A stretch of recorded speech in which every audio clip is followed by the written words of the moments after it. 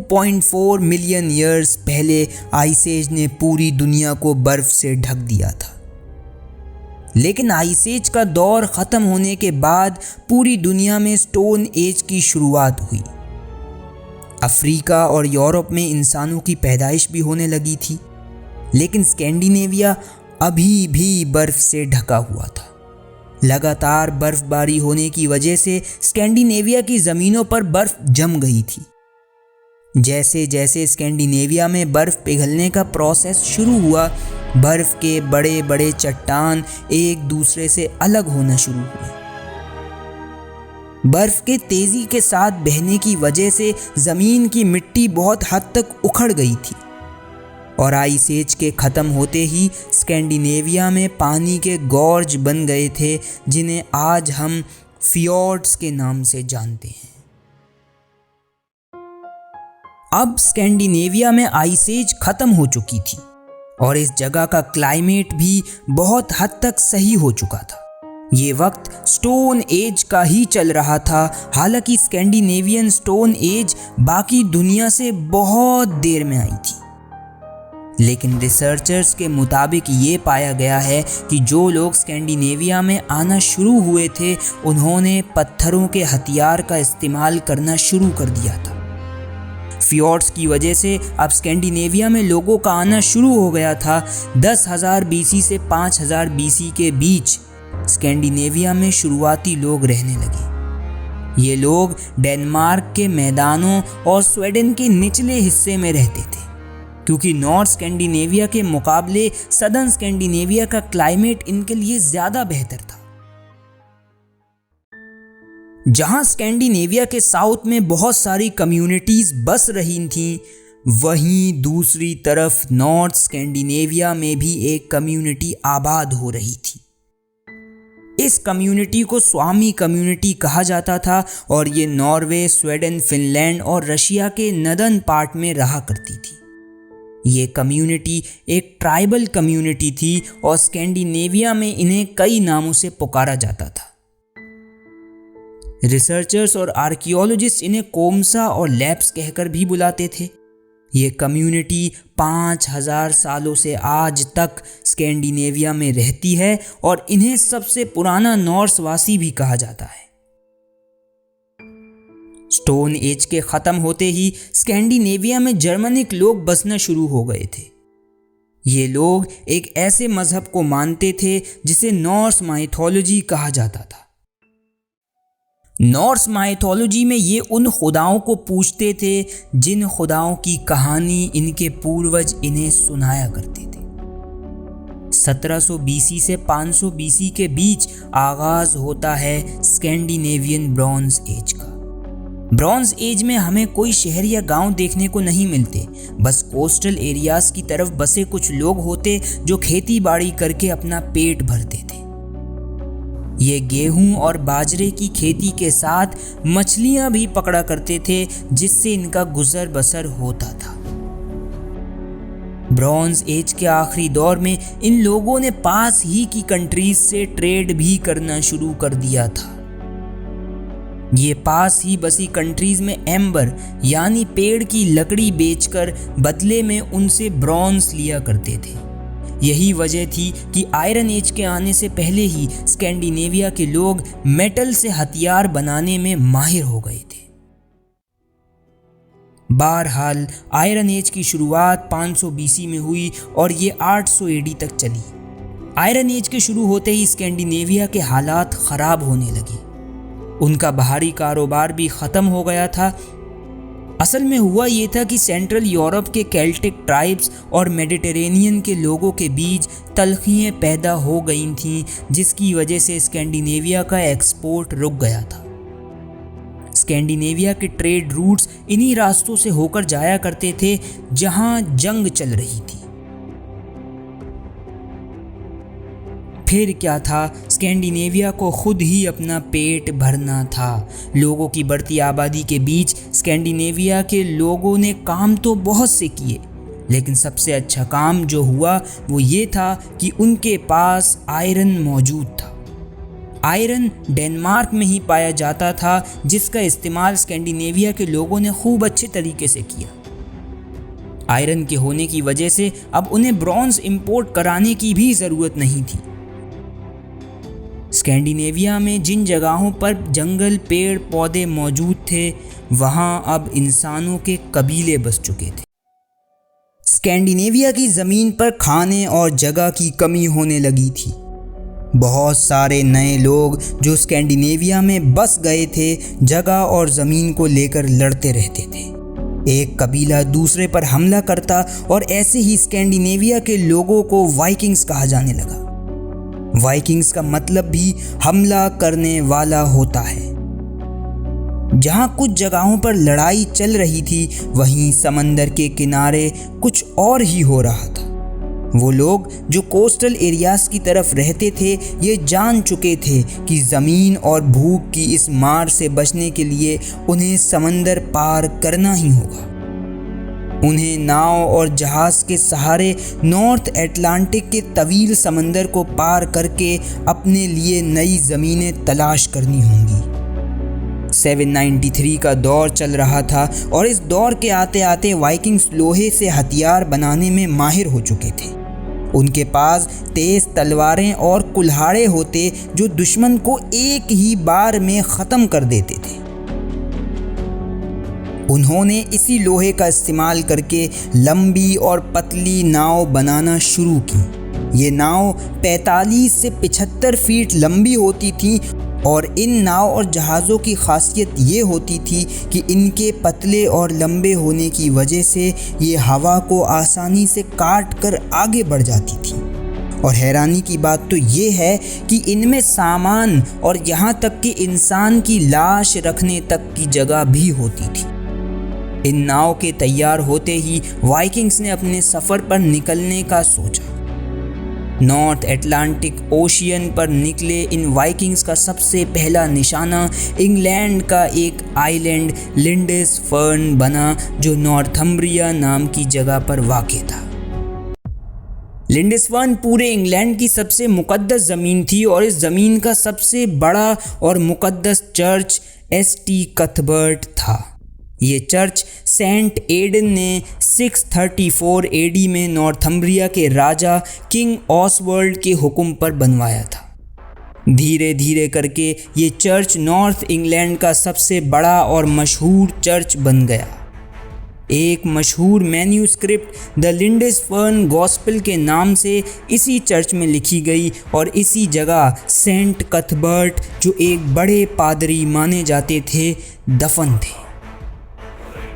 लेकिन 793 एडी की शुरुआती महीनों से लिंडसफर्न में कुछ अजीब चीज़ें हो रही थी। फादर्स की माने तो ऐसा लग रहा था जैसे खुदा उन्हें एक बड़ी सज़ा देने जा रहा हो।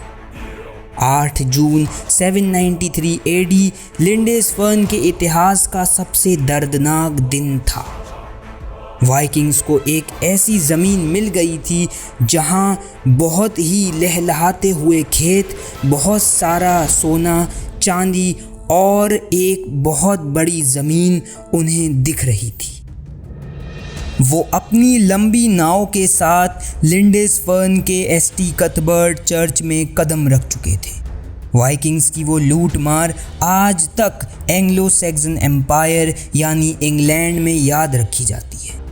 जो लोग भी उस रेड से बच गए थे वो लिखते हैं कि एसटी कथबर्ट और इसके पास के सारे चर्च खून और लाशों से भर दिए गए थे। वाइकिंग्स उन्हें ऐसे ख़त्म कर रहे थे मानो वो उनके लिए एक खेल हो। 793 एडी जहां इंग्लैंड के लिए एक भयानक सपना बनकर सामने आया था, वहीं दूसरी तरफ वाइकिंग्स के लिए एक सुनहरा मौका था। उन्हें समझ आ गया था कि समंदर उनकी ताकत है, लेकिन आज भी एंग्लो सैक्सन एम्पायर के लिए ये समझना मुश्किल था कि आखिर इतनी मुक़द्दस ज़मीन पर ही क्यों ऐसा दर्दनाक हमला हुआ।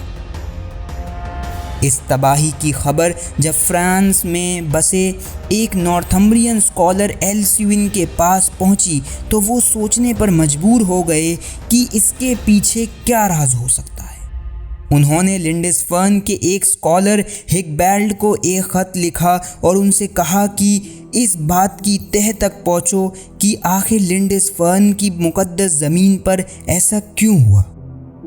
आखिर ऐसा कौन हो सकता है जिसके गुनाहों की सज़ा पूरे लिंडसफर्न को मिली। उसके बाद क्या सामने आया इसका तो अंदाज़ा नहीं लगाया जा सकता, लेकिन एंग्लो सैक्सन कहानियों में ये पता चला है कि 23 सितंबर 788 एडी को एक आदमी जिसका नाम सीरगा था, उसने अपने साथियों के साथ मिलकर नॉर्थम्ब्रिया के राजा एल्फवेल्ड को मार दिया था। एक और कहानी के मुताबिक फरवरी 793 एडी को सीरगा ने खुदकुशी कर ली थी और उसकी लाश को लिंडसफर्न में लाकर दफना दिया गया था। इन दोनों ही कहानियों से ये साफ जाहिर था कि लिंडसफर्न जैसी मुक़द्दस ज़मीन पर गुनाह होने की वजह से खुदा ने उन पर ये अजाब भेजा था। एल्सुइन की माने तो जब भी क्रिश्चियन मज़हब में खुदा को अपने लोगों पर कोई अजाब भेजना होता है तो वो अजाब वो बुत परस्तों के ज़रिए ही भेजते हैं। खैर, ये सब तो एंग्लो सैक्सन माइथोलॉजी का हिस्सा है और इनमें कितना सच है ये किसी को नहीं पता, लेकिन लिंडसफर्न पर हमला एक तारीख़ी फ़तह थी और इससे वाइकिंग्स को एक नई और ताकतवर ज़मीन मिल गई थी।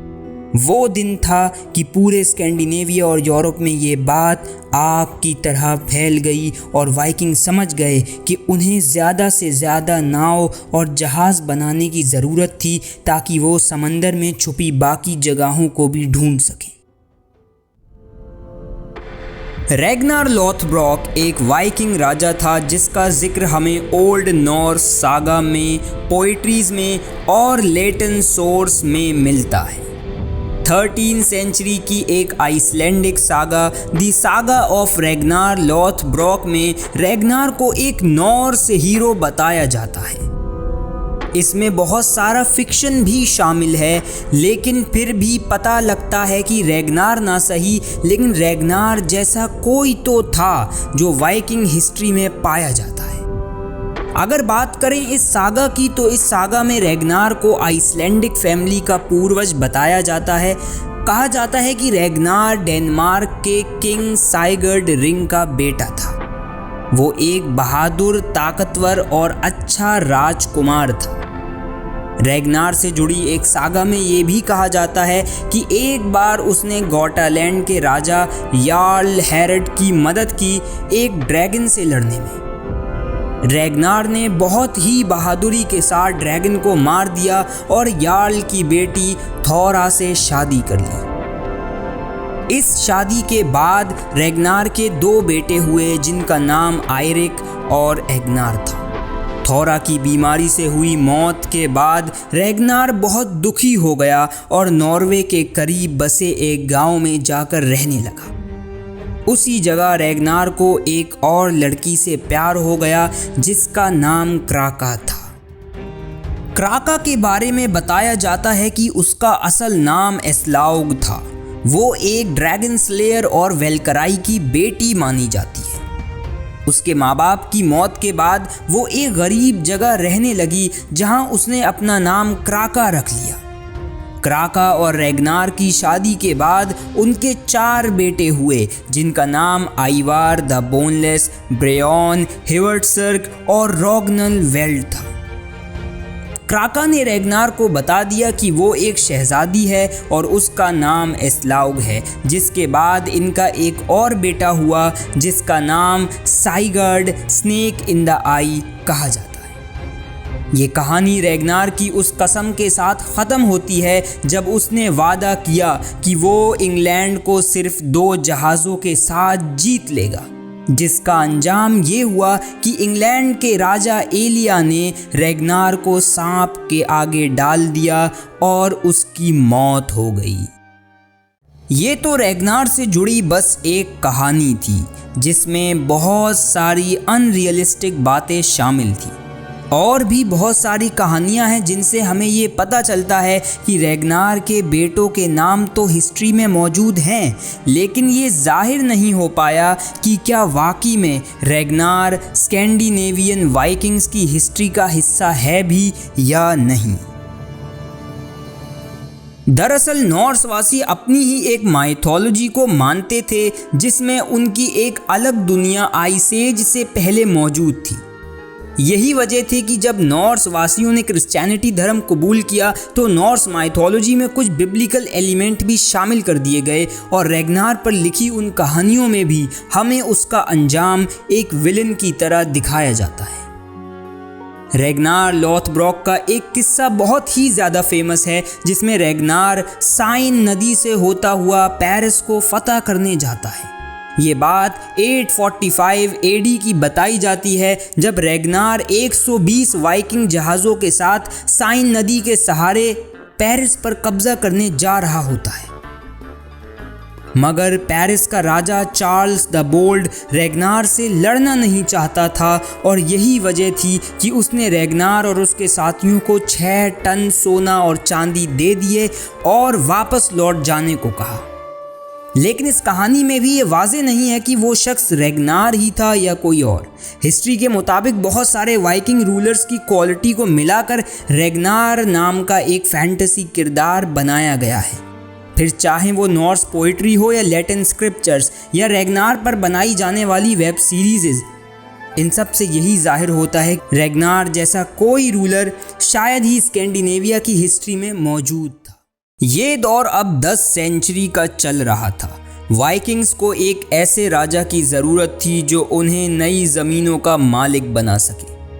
951 एडी का साल वाइकिंग्स की हिस्ट्री में बहुत अहमियत रखता है क्योंकि इसी साल एक लड़का जिसका नाम एरिक था अपनी आबाई ज़मीन नॉर्वे से अपने बाप थॉरवल्ड के साथ निकाला गया था।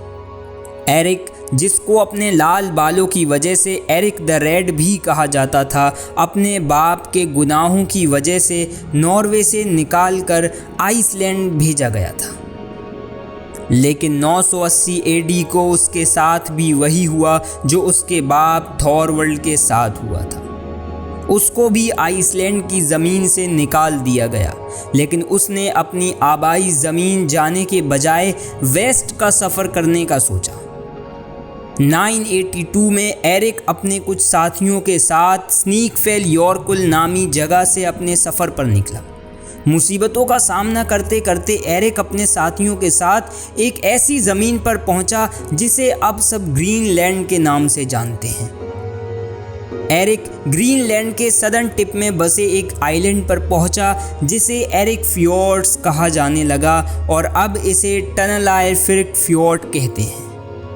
एरिक और उसके साथियों ने ग्रीनलैंड के वेस्ट और नॉर्थ का सफ़र किया और जिस जगह पर भी पहुँचे वहाँ अपनी छाप छोड़ दी। एरिक ने एरिक फ्योर्ड्स के अंदरूनी हिस्से को अपनी रिहाइश के लिए चुना। ग्रीनलैंड का नाम भी एरिक द रेड ने ही रखा था। हालांकि ग्रीनलैंड सुनने में ऐसा मालूम होता है जैसे ये ज़मीन बहुत ही ज़्यादा ग्रीन है, लेकिन ऐसा बिल्कुल नहीं था। एरिक ने ये नाम सिर्फ इसलिए रखा था ताकि ज़्यादा से ज़्यादा लोग ग्रीनलैंड में आकर रहने लगे। 985 से 986 में एरिक आइसलैंड वापस गया। उसने लोगों को अपने साथ ग्रीनलैंड जाने पर मजबूर कर लिया था। 25 जहाज़ जो आइसलैंड से निकले थे उनमें से सिर्फ 15 ही ग्रीनलैंड की ईस्टर्न पार्ट तक पहुंच पाए थे। शुरुआती तौर पर ग्रीनलैंड में 400 से 500 वासी रह रहे थे, लेकिन देखते ही देखते ये तादाद में 3000 तक पहुंच गए थे। एरिक एक नई ज़मीन ढूंढने में कामयाब हो गया था। ग्रीनलैंड में एरिक के साथ उसका बेटा लीफ एरिक्सन भी रहता था। लीफ, जिसको सब लीफ एरिक्सन के नाम से जानते हैं, 980 एडी में आइसलैंड में पैदा हुआ था। लीफ की माँ का नाम थियोरहिल्ड था जो एक आयरिश लड़की थी। लीफ एरिक्सन भी अपने बाप की तरह एक नई ज़मीन की तलाश करना चाहता था। 1000 एडी में लीफ एरिक्सन अपने कुछ साथियों के साथ ग्रीनलैंड से नॉर्वे की तरफ निकला, लेकिन रास्तों की खराबी की वजह से उसे नॉर्वे पहुंचने में बहुत परेशानी हुई। वो एक आइलैंड पर रुका और सोचने लगा कि ये सफ़र उसके लिए बहुत बेकार था। लेकिन फिर कुछ ऐसा हुआ जिसने लीफ को एक नया रास्ता दिखाया। लीफ को थॉर्ग्यूना नाम की लड़की से प्यार हो गया था और उसने उससे शादी भी कर ली थी। बाद में उनका एक बेटा हुआ जिसका नाम थॉरगिल्स था। लीफ अपनी बीवी और बेटे को छोड़कर नॉर्वे के सफ़र के लिए आगे बढ़ गया। नॉर्वे में लीफ की मुलाकात नॉर्वे के राजा ओलाफ ट्राइगवेसन से हुई, जो अब क्रिश्चियनिटी अडॉप्ट कर चुका था। ओलाफ ने लीफ को क्रिश्चियनिटी अडॉप्ट करने को कहा। लीफ क्रिश्चियन मज़हब से इतना मुतासिर हुआ कि उसने क्रिश्चियनिटी अडॉप्ट कर ली और ओलाफ से वादा किया कि वो ग्रीनलैंड और आइसलैंड में क्रिश्चियनिटी फैला देगा। लीफ ग्रीनलैंड पहुंचा और क्रिश्चियन मज़हब फैलाना शुरू कर दिया। उसने बड़ी बड़ी सलीबें बनवाई और लोगों को क्रिश्चियन मज़हब की तालीम देने लगा। कहा जाता है कि लीफ का बाप Eric the Red Christianity adopt नहीं करना चाहता था, लेकिन लीफ की मां ने क्रिश्चियनिटी कबूल कर ली और फिर एक ऐसा दौर शुरू हुआ जब वाइकिंग्स ने अपने मज़हब को तब्दील कर लिया और आज तक वो इसी मज़हब पर कायम है। वो मानते थे कि नॉर्स माइथोलॉजी की वो कहानियाँ जिन्हें वो अपने पूर्वजों से सुना करते थे, क्रिश्चियन किताबों के सामने महज कहानियाँ ही थीं। बिलाखिर पूरा ग्रीनलैंड क्रिश्चियन हो गया। अब लीफ भी एक नए सफ़र की तैयारी करने लगा था। वो अब ग्रीनलैंड के वेस्ट में जाना चाहता था। लीफ अपने कुछ साथियों के साथ एक नए सफ़र पर निकला। इस सफ़र में पहले लीफ एरिक्सन को एक बर्फीली चट्टान का सामना करना पड़ा जिसका नाम हेल्यूलैंड था, और फिर एक जंगल नुमा जगह में भी गया जिसका नाम मार्कलैंड रखा गया। इसके बाद लीफ को एक ऐसी ज़मीन मिली जिसका नाम उसने वाइनलैंड रखा था। वाइनलैंड नाम इसलिए रखा गया था क्योंकि उस जगह पर बहुत सारी अंगूरों की बेलें पाई जाती थीं जो वाइन बनाने में इस्तेमाल होती थीं। ये आइलैंड नॉर्थ अमेरिका का एक आइलैंड था जिसको लीफ एरिक्सन ने पहली बार ढूंढा था। एरिक द रेड की मौत 11वीं सेंचुरी की शुरुआत में हो चुकी थी। लीफ भी वाइनलैंड से ग्रीनलैंड वापस आ गया था और अपने बाप की जगह ग्रीनलैंड का सरदार बन गया था। उसने अपने भाइयों को वाइनलैंड रहने भेज दिया और खुद क्रिश्चियनिटी को फैलाने में लग गया। उसने बहुत सारे चर्चेस बनवाए और अपनी बाकी बची ज़िंदगी क्रिश्चियनिटी पर ज़र्फ कर दी। लीफ की मौत 1019 से 1025 के बीच में हुई और उसकी मौत के बाद उसका बेटा थॉरकिल उसकी जगह ग्रीनलैंड का सरदार बन गया। ये कहना गलत नहीं होगा कि क्रिस्टोफर कोलंबस से 500 साल पहले ही एक लड़के ने अमेरिका ढूंढ निकाला था। यही वजह है कि आज भी एंशिएंट अमेरिकन हिस्ट्री में लीफ एरिक्सन को याद रखा जाता है। वाइकिंग्स का दौर अब 11वीं सेंचुरी में पहुंच गया था और इस दौर तक आते आते स्कैंडिनेविया के खाना बदोश अब पूरे यूरोप में अपना सिक्का जमा चुके थे। वाइकिंग्स की आखिरी वीडियो में हम आपको एक ऐसे राजा के बारे में बताएंगे जो बहादुर तो बहुत था, लेकिन वही राजा वाइकिंग्स के खात्मे का भी सबब बना। 1015 ये वही दिन था जब हेराल्ड ने वाइकिंग्स के इतिहास में अपनी जगह बनाई। हेराल्ड की माँ का नाम एस्टा और बाप का नाम साइगर्ड सायर था, इसलिए हेराल्ड को हेराल्ड साइगर्डसन भी कहा जाता है। उसका एक सौतेला भाई भी था जिसका नाम ओलाफ साइगर्डसन था, और ये ओलाफ उस वक्त नॉर्वे का राजा था। हेराल्ड अपने तीनों भाइयों में सबसे छोटा था। वो अपने बड़े भाई ओलाफ को बहुत पसंद करता था, वही ओलाफ जिसने पूरे नॉर्वे पर अपनी पकड़ बनाई हुई थी, लेकिन ये पकड़ ज़्यादा देर तक नहीं चल सकी। 1028 में ओलाफ की गद्दी को छीन लिया गया। एक डैनिश रूलर जिसका नाम क्यूनट था, उसने नॉर्वे पर हमला करके उस पर अपना कब्जा जमा लिया। ओलाफ को नॉर्वे से निकालकर काइवन रूस भेज दिया गया। काइवन रूस वही जगह थी जहां आज यूक्रेन, रशिया, पोलैंड के बॉर्डर्स मिलते हैं। और कहा जाता है कि रूसवासी दरअसल नॉर्वे के ही रहने वाले लोग थे जो बहुत पहले नॉर्वे से यहाँ आए थे। 1030 में जब 15 साल के हेराल्ड को ये पता चला कि ओलाफ नॉर्वे वापस आ रहा है तो वो 600 जाबाजों के साथ स्वीडन के ऊंचे मैदानों पर पहुंच गया। ओलाफ भी अपने कुछ साथियों को लाया था, जिसका साफ मतलब ये था कि दोनों भाई अपने बरसों पुराने राज को वापस लेना चाहते थे। ओलाफ स्वीडन के पहाड़ों को पार करता हुआ वेर्डल की वैली तक पहुंचा, जो स्वीडन के उस वक्त के कैपिटल निदारोस से 50 मील नॉर्थ में थी। वहां से ओलाफ की फौज स्टिकलस्टेड के फार्म तक पहुंची और तकरीबन 14,000 नए फौजियों से मिली जो उन्हीं के साथ ही बताए जाते हैं। ओलाफ के कमांडरों में हैरिक, थॉरिर और काल्फ थे, जो पहले ओलाफ के मिलिट्री कमांडर रह चुके थे। लड़ाई शुरू हो चुकी थी, लेकिन किसी को नहीं पता चल सका कि इस लड़ाई में कौन जीता। कुछ लोग कहते हैं कि जीत ओलाफ की हुई थी, वहीं दूसरी तरफ कुछ लोगों का ये मानना है कि क्यूनट द ग्रेट लड़ाई जीत गया था।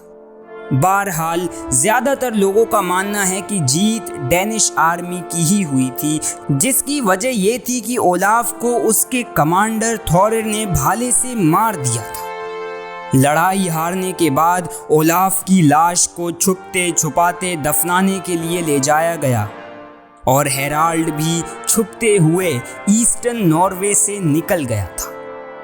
कुछ महीने हेराल्ड एक फार्म में रुका जहां उसने अपने जख्म भर लिए थे। वो जंग और अपने भाई को तो हार गया था, लेकिन उसको अपनी बहादुरी पर उतना ही यकीन था जितना ओलाफ को उस पर था। 1 महीने बाद हेराल्ड छुपते हुए स्वीडन की वादियों में भटकता रहा और ठीक 1 साल के बाद वो उसी जगह पहुंचा जहां से ओलाफ वापस आया था। हेराल्ड काइवन रूस पहुंच गया था। वो कुछ वक्त एक बाजार में रुका जिसका नाम स्टारिया लाडोगा था। उसके बाद वो अपनी रिश्तेदार इंगेगार्ड के पास रहने चला गया, जो वहां के प्रिंस यारोस्लेव की बीवी थी। प्रिंस यारोस्लेव को हेराल्ड के आने पर बहुत खुशी हुई और उन्होंने हेराल्ड का स्वागत बहुत अच्छी तरह से किया। यारोस्लेव को एक बेहतरीन मिलिट्री कमांडर की ज़रूरत थी, जो उसे हेराल्ड की सूरत में मिल गया था। बहुत सालों तक हेराल्ड यारोस्लेव के साथ बहुत सारी जंगों में लड़ता रहा, जिनमें पोल्स, बेजेंटाइन वगैरह के साथ होने वाली जंगें शामिल हैं। बहुत सालों के बाद हेराल्ड अपने कुछ साथियों के साथ कीवन रूस के साउथ मिक्लागार्ड पहुंचा। 1033 से 1034 के बीच हेराल्ड अपने साथियों के साथ ईस्टर्न रोमन एम्पायर के कैपिटल कॉन्स्टेंटिनोपल पहुंचा। नॉर्समैन कॉन्स्टेंटिनोपल को मिक्लागार्ड के नाम से जानते थे, जिसका मतलब होता लंबी और ताकतवर दीवारों का शहर। हेराल्ड अपने साथियों के साथ एम्परर के पर्सनल बॉडीगार्ड में शामिल हो गया, जिन्हें वेरेंगियन गार्ड कहा जाता था। ये एम्परर के ख़ास सिपाही होते जो नदर्न यूरोप, स्कैंडिनेविया और ब्रिटेन से बुलाए जाते थे। हेराल्ड ने मेडिटेरेनियन से टाइग्रस और यूफ्रेटिस तक अपना नाम बना लिया था। हेराल्ड और वेरेंगियन गार्ड ने जेरूसलम तक का सफ़र कर लिया था और ये सब देखकर वहाँ का एम्परर बहुत खुश था। सिलिसी में मिली एक छोटी सी हार के बावजूद वेरेंगियन गार्ड का लीडर हेराल्ड अपने साथियों के साथ कॉन्स्टेंटिनोपल वापस आ गया। दरअसल हेराल्ड उस वक्त के एम्परर माइकल 4 का बहुत चहीता बन चुका था, लेकिन माइकल 4 के मरने के बाद माइकल 5 ने हेराल्ड को बिल्कुल नापसंद किया। उसने हेराल्ड को जेल में डाल दिया था, लेकिन वो उस जेल से भाग निकला और एक शिप से नॉर्थ वापस आ गया था। हेराल्ड कीवन रूस पहुंचा, वहां वो यरूशलेम से वापस जा मिला। वो अब बहुत अमीर हो चुका था। उसने यरूशलेम की बेटी एलिजाबेथ से शादी कर ली। पहले जब हेराल्ड ने एलिजाबेथ का हाथ मांगा था तब वो सिर्फ 14 साल की थी और उसने इनकार कर दिया था। लेकिन बाद में जब हेराल्ड कॉन्स्टेंटिनोपल से अमीर बनकर लौटा तो उसने हेराल्ड से शादी करने पर रजामंदी जाहिर कर दी। हेराल्ड की दोस्ती अब फ्रांस के राजा हेनरी I और हंगरी के राजा एंड्रयू से हो गई थी। अभी हेराल्ड कीवन रूस में पहुंचा ही था कि यरोस्लव ने कॉन्स्टेंटिनोपल पर समंदरी हमला कर दिया। हेराल्ड ने यरोस्लव को कॉन्स्टेंटिनोपल की मिलिट्री की पूरी जानकारी दी, जिसकी वजह से वो एक बड़ी फौज के साथ उन पर हमला करने जा रहा था। यरोस्लव बस जीतने ही वाला था, लेकिन एक समंदरी तूफान ने उनके पूरी फौज को तितर बितर कर दिया। वो कुछ समुद्री जहाज के साथ कीवन रूस वापस लौट आया था और इस तरह उन्हीं का तीर उन्हीं पर जा लगा था। 1045 में हेराल्ड स्वीडन पहुंचा। उसके पीछे राज तख्त पर उसका भतीजा मैग्नस बैठा हुआ था। मैग्नस खुद को डेनमार्क का रूलर भी बता रहा था, जो वो डेनिश राजा स्वेन को हरा कर बना था। हेराल्ड स्वेन के साथ स्वीडन में मिला। उनके साथ स्वीडन का राजा एनान जैकोब भी था। उन तीनों ने मैग्नस को मिलकर हराने का सोचा। इस प्लान का पहला हिस्सा ये था कि डैनिश कोस्ट पर हमला किया जाए, जिससे मैग्नस के कब्जे में जो ज़मीनें हैं वो कमज़ोर हो जाएं। हेराल्ड का सोचा हुआ ये हमला पूरी तरह कामयाब हुआ और मुल्क से बाहर गया हुआ मैग्नस ये समझ गया था कि हेराल्ड की नज़र नॉर्वे पर है। हेराल्ड को अपना खोया हुआ राज चाहिए था, फिर चाहे वो राज उसे जंग के बाद मिले या किसी समझौते के बाद। मैग्नस ने जंग करने की बजाय समझौता करने का सोचा। जहां हेराल्ड बहुत ही ज़्यादा अमीर था, वहीं मैग्नस के पास एक सिक्का भी नहीं था। बाद में ये तय पाया कि हेराल्ड और मैग्नस दोनों ही नॉर्वे पर राज करेंगे और बदले में हेराल्ड मैग्नस को अपनी आधी दौलत दे देगा। हेराल्ड और मैग्नस दोनों ही ने अपना अपना फ़र्ज़ बखूबी निभाया, लेकिन कुछ अरसे के बाद ही मैग्नस की मौत हो गई। मरने से पहले मैग्नस ने हेराल्ड को पूरे नॉर्वे और डेनमार्क का राजा बना दिया था और इस तरह हेराल्ड को 18 साल के बाद अपना खोया हुआ राज वापस मिल गया था। 1067 का दौर चल रहा था। ये दौर ब्रिटिश हिस्ट्री का वो दौर था जब ब्रिटिश हिस्ट्री की शुरुआत होती है। ब्रिटिश एम्पायर, जिसे सब एंग्लो सैक्सन एम्पायर के नाम से जानते थे, अब 4 दावेदारों के हाथ में था। एडवर्ड द कॉन्फेसर के मरने के बाद राजगद्दी के 4 दावेदार थे। पहला हैरोल्ड गॉडविंसन, जो एडवर्ड का ब्रदर इन लॉ था। दूसरा विलियम ऑफ नॉर्मैंडी था, जो एडवर्ड का कजिन था। तीसरा एडगर एथिलिंग था, जो उस वक्त का प्रिंस था। और चौथा हेराल्ड हार्ड्राडा, जो ये समझ रहा था कि ये राज उसका ही है, जो उसे हार्थरा क्यूनट के साथ एग्रीमेंट पर मिला है, जो इंग्लैंड का पुराना वाइकिंग रूलर था। हैरोल्ड गॉडविंसन का कजिन टॉस्टिग हैरोल्ड से नफरत करता था, जिसका अंजाम ये हुआ कि वो हेराल्ड हार्ड्राडा का सपोर्टर बन गया और उसने हेराल्ड को राजगद्दी पर कब्जा करने के लिए उकसाया। हेराल्ड ने भी जंग का आगाज कर दिया था। सबसे पहले उन्होंने नॉर्थ इंग्लैंड से रेड की शुरुआत करी, जिसमें वो काफ़ी हद तक कामयाब भी हो गए थे। वो बैटल गेट ऑफ फिलफोर्ड पर पहुंचे, जहां उन्होंने काफ़ी खून बहाया। हेराल्ड अपनी पूरी ताकत के साथ स्टैमफोर्ड ब्रिज पहुंच गया था, जो नॉर्थ इंग्लैंड का एक अहम ब्रिज माना जाता था। हेराल्ड भी अपनी सेना के साथ तैयार खड़ा था और यहाँ से एक बड़ी जंग का आगाज़ हुआ, जो हैरोल्ड गॉडविंसन और हेराल्ड हार्ड्राडा के बीच में लड़ी गई। वाइकिंग्स इंग्लैंड में होने वाली जीत को महसूस ही कर रहे होते हैं कि तभी एक तीर हेराल्ड के गले में जाके लग जाता है। ये वाइकिंग्स के लिए एक बड़ा झटका होता है। सेना अपने राजा के बिना भला क्या लड़ पाती, और वैसे भी हेराल्ड के मरने के चंद घंटे बाद ही वाइकिंग्स का नामो निशान इंग्लैंड से मिटने लगा था। हेरोल्ड उस जंग में जीत गया था।